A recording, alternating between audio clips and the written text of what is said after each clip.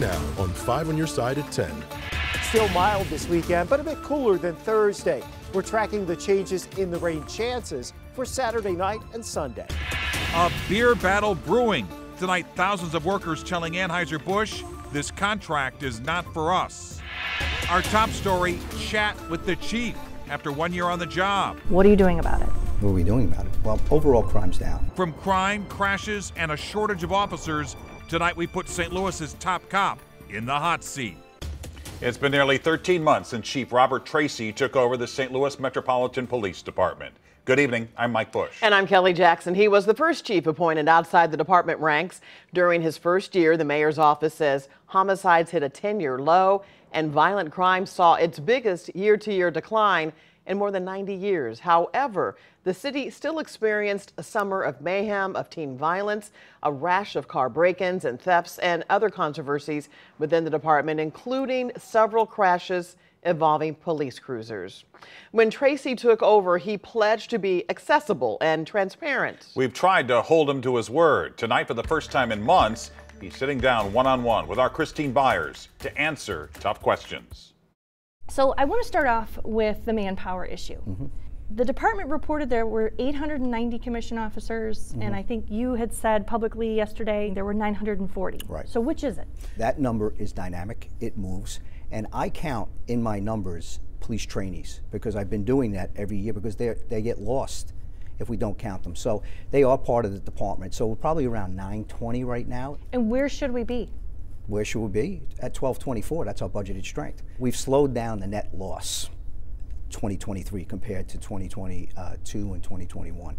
So that's a sign that maybe things are slowing down because, you know, we finally got a raise after 3.5 years. When it comes down to this manpower issue, the 3rd district yesterday had 2 cars for the entire district for the afternoon shift. Right. 2 cars for an entire district, and there should be 10. How is that acceptable? You have to give me a chance to take a look at that district, and I can get back to you and I answer with that.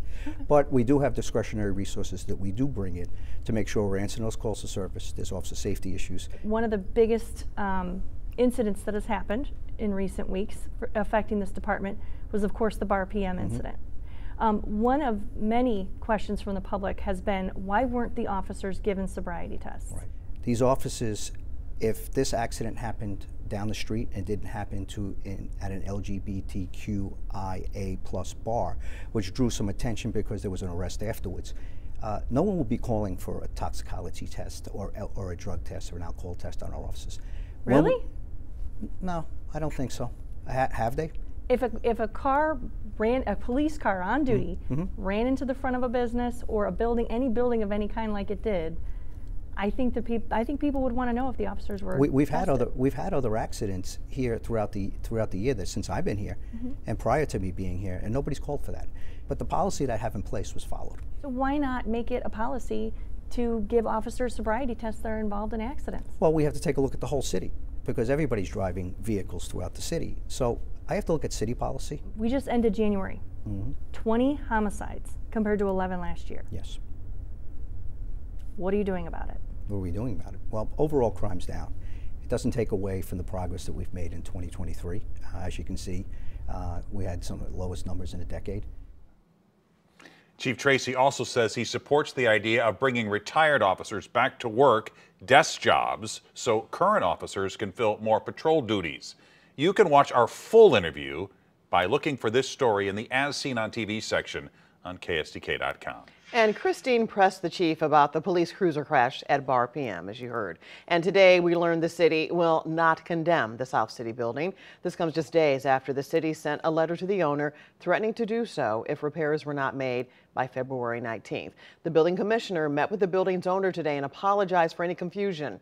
The bar's next steps include finalizing insurance claims and processing permits for repairs. The city says it will eventually pick up that tab. Tonight, a South County man is charged with the murder of his wife. Investigators say 62-year-old Robert Leverins called 911 this morning saying he had strangled his wife Kathleen and struck her with a hammer several times.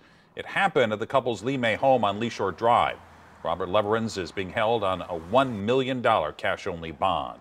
Tonight, a man is in jail charged in a deadly beating in North St. Louis. Investigators say a trail of blood led them to the home of the suspect. It happened Sunday in the Kingsway East neighborhood. 5 on your side's Robert Townsend spoke with the victim's family and neighbors just a few hours ago. Robert. Mike, tonight it's still unclear exactly how the homicide victim and suspect knew one another.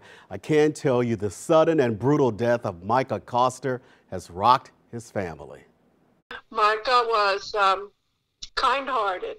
He lived for cars. Della Coster says her 51-year-old son, Micah Coster, was a father of 2, loved animals, and was an auto mechanic. He really enjoyed that. Yes, he loved it. Around 7:30 Sunday morning, the unimaginable happened to her son in the 4700 block of Lexington Avenue in North St. Louis. Police say they went there and found Coster unconscious, bleeding, and barely breathing in a neighbor's backyard. He later died at a hospital. Something that I would condone or even say that, that I would even want to hear about in my neighborhood. You've been crying a lot, huh? Yeah. And shaking. Coster's parents live in Arizona. His mother spoke with 5 on your side by telephone shortly after learning what happened to her son. I'm able to talk to you at this minute. Maybe 15 minutes ago I couldn't. And of course my husband and I, when I'm not breaking down, he is. So we've been at this all day. According to a probable cause statement, a resident at the home where Coster was found alerted police to a blood trail that led officers to Colin Walker's porch. Investigators say a second neighbor saw Walker beating Coster with an unknown object and heard him say, quote, "You are going to steal my money while I let you stay in my house?" I don't believe my son was a thief. Prosecutors charged Walker with first-degree murder, assault, and armed criminal action. What do you want in terms of justice for your son? To see him locked up so that he can't hurt anybody else. Now, police say Coster suffered a traumatic brain injury and cardiac arrest. Tonight, Walker remains in jail without bond. All right, thank you, Robert. New tonight, we are hearing from St. Louis County Prosecutor Wesley Bell about his push to overturn the murder conviction of Marcellus Williams. He has been on death row for more than 20 years for the murder of Post-Dispatch reporter Felicia Gale. She was found dead, stabbed 43 times in her University City home in 1998. Bell told our political editor Mark Maxwell of the show On the Record he filed the motion because of new evidence. So it's important for us to get it right. There is evidence that the jury at the time would not have been able to see because we're talking about DNA evidence. I think it's called contact DNA, which was not on the murder weapon, on the knife. On the murder weapon. In 2017, Williams was just hours from being executed when then Governor Eric Greitens granted a stay of execution. Bell says he's asked the Missouri Supreme Court to give his office time before scheduling another execution date. 1 month from now, thousands of Teamsters union workers could walk off the job at Anheuser-Busch breweries across the country, including here in St. Louis. The union says a strike appears to be unavoidable. 5 on your side's Laura Barczewski is live outside the AB Brewery in Soulard, where they still haven't reached a contract. Laura. They haven't, Mike and Kelly, and 99% of the Teamsters workers approved a strike as their current contract expires at the end of the month. The Teamsters union says they've been negotiating since mid-November and feel the most recent contract proposal Anheuser-Busch presented this week, quote, threatens to kill Teamster jobs by closing breweries and will permanently lay off Teamsters system-wide, pushing them closer to a major strike. SLU professor of management David Kaplan says strikes do come in waves and it often has a lot to do with the economic environment. The Teamsters, the people working for AB, just like everyone else, have been dealing with inflation. One of the differences with unionized workers as opposed to non-unionized workers is that you don't have as many opportunities to have your salary adjusted, right? So this is their big opportunity. Teamsters say in a new contract, they're hoping to not only boost employee wages, but also increase their retirement benefits and have Juneteenth as a paid holiday. They claim AB delayed negotiations and called the latest offer insulting.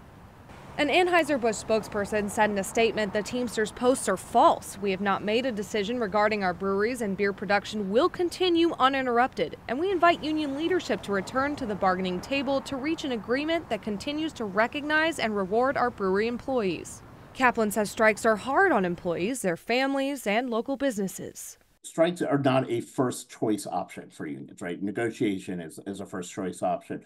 And that's why I think the hope of the Teamsters and most unions is that they're using the strike to show that they're serious and to try to get AB or the employer to come to the table with an honest offer.